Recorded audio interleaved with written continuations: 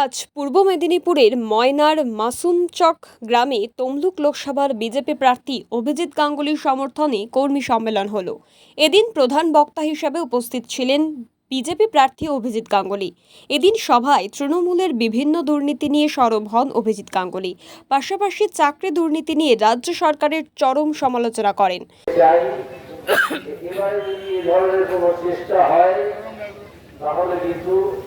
তার উপযুক্ত বদলা হবে।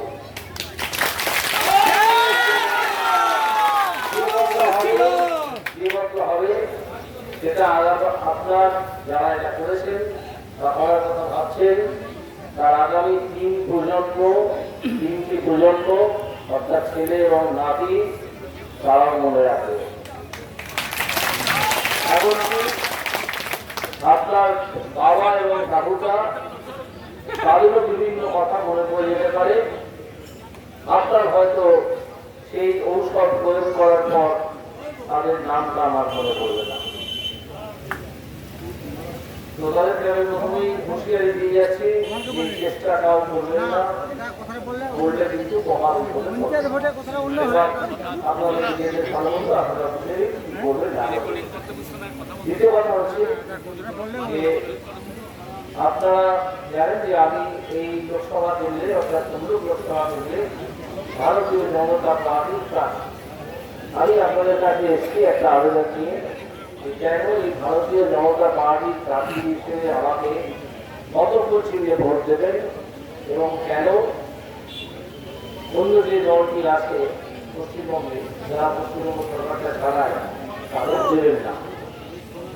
এটা মধ্যে বড় বহু শিক্ষিত বেকার যুবকদের যারা উপযুক্ত চাকরি, স্কুলের শিক্ষকের চাকরি, তাদের চাকরিগুলো তাদেরকে না দিয়ে অন্য লোককে টাকা দিয়ে বিক্রি করে দিয়েছে। এরকম প্রচুর বেকার যুবক বহুদিন ধরে রাস্তায় চোখের জল দিয়ে ঘুরে বেড়াচ্ছে। আমি যখন হাইকোর্টের বিচারপতি হিসেবে কাজ করতাম সেই সময়কালে, অর্থাৎ আমি তাদেরকে হয়েছে অবশ্য 22 সালে মাঝামাঝি, এই বছরগুলোকে আমি ধরে ফেলেছিলাম। তারা করেছিল শিক্ষামন্ত্রী ছিল, তার নাম পার্থ চট্টোপাধ্যায়, সেই জেলে এদের বিভিন্ন অফিসার যারা এই চুরিতে সাহায্য করেছিল তারা জেলে, এবং আরেকজন উচ্চ তার নাম মানিক ভট্টাচার্য, সে প্রাথমিকের জন্য বিচার করেছিল, সেই বিচার এখন শুরু হয়েছে হাইকোর্টে। আমি শুরু করে এসেছিলাম, তাহলে মানিক ভট্টাচার্য এই লোকগুলোকে আমি জেলে পাঠাতে পারেছিলাম। আশা করছি আরো দুদিন তারা এখন কাজ সেই যে সব 26,000 শিক্ষকের এবং অশিক্ষক কর্মীর চাকরি বাতিল করে দেয়। এর বিরুদ্ধে এমন কিছু লোক সুপ্রিম কোর্টে গেছে। আজকে যে যে প্রশ্ন সুপ্রিম কোর্ট করেছে পশ্চিমবঙ্গ সরকারকে, এই চোর ছেঁচোর দল এবং তাদের মিথ্যাবাদী মিথ্যাচারী মহিলা ব্যক্তি মমতা ব্যানার্জির উকিলরা একটা প্রশ্নের উত্তর দিতে পারেন। এইমাত্র তার পক্ষে আমাকে সুপ্রিম কোর্টের প্রশ্নগুলো দেখালেন, যে প্রশ্নগুলো তুলে আমি এমনকি এদের সিম্বল ঘাসফুল কিনে নেওয়ার কথা বলেছিলাম। আমি বলেছিলাম যে তোমরা এত অত্যাচার করছো, তোমাদের সিম্বল ঘাসফুল সেটাও কিনে নেবো। একটা শপথ নিতে হয় এই সিম্বল দেওয়ার সময় ইলেকশন কমিশনের তরফ জায়গা থেকে একটা সিম্বল দিতে হয়, একটা শপথ করতে হয় যে আমরা ভারতের কনস্টিটিউশন মেনে চলবো। ভারতের কনস্টিটিউশন বলে যে সৎ এবং সরলভাবে কাজকর্ম করতে হবে, জটিল করা যাবে না। তোমরা জটিল করেছো, ধরা পড়ে গেছো, সুতরাং সেই শপথ তোমরা রেখেছো, তোমাদের সিম্বল আমি পেয়ে যাবো। যাই হোক, তারপর তারা সঙ্গে সঙ্গে সুপ্রিম কোর্টে যায় এবং কিছু স্থগিতাদেশ পায়। এখন সব মামলা করে হাইকোর্টে, হাইকোর্ট সেই মামলার বিচার করে আবার এখন সুপ্রিম কোর্টে বসছে। তো আমি তাদের সিম্বলটা ফেরে ওঠার সময় পাইনি, এই সময় ফেরে দিতাম। আপনাদের কাছে আমার আবেদন, এই সিম্বলে একটা ভোট দেবে। এই সিম্বলটা হচ্ছে চোর, চোর, তোলাবাজ, যত ধন্যবাদ এদের জোড়াফুল। এই জোড়াফুলে কোনো ভোট দেবেন না। এরপরে তো শিক্ষা শুরু করেছে, শিক্ষকদের উপযুক্ত যুবকদের শিক্ষকদের কোর্স দেয়নি, অশিক্ষিতদের দিয়ে দিয়েছে, বিক্রি করে দিয়েছে, দিয়ে কোটি কোটি টাকা কামিয়েছে। সেই টাকা ধরা পড়েছে ওদের তৎকালীন শিক্ষামন্ত্রী পার্থ চ্যাটার্জি বান্ধবী অস্মিতার বাড়িতে। অর্পিতাম গ্রেপ্তার হয়ে জেলে আছে। এরপরে আরো খোঁজ করতে গিয়ে দেখা গেল যে এরা খাদ্য চুরি করেছে। কেন্দ্র থেকে যে চাল, চিনি, গম মানুষ খেতে পারে, এরকম চাল, চিনি, গম এসব ছিল, তার চাল, ডাল, চিনি, গম পশ্চিমবঙ্গের মানুষ যাতে খেতে পারে, সেইগুলোকে নিয়ে ভালো ভালো মানের চাল, ডাল, গম এগুলো বাইরের দেশে বিক্রি করে দিয়েছে আর মানুষের জন্য পাঠিয়েছে, যেগুলো গরুর খাদ্য হিসেবে ব্যবহারের যেগুলো।